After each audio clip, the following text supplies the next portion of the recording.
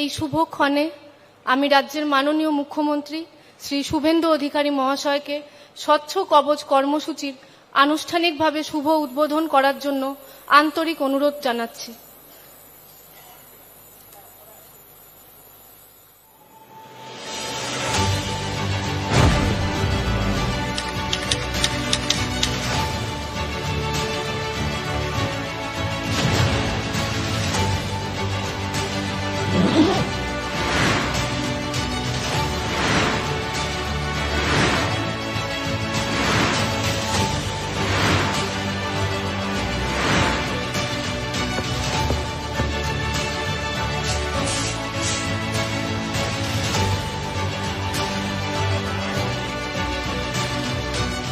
হাত মেলায় শপথ করি স্বচ্ছ বাংলা গড়ে তুলব।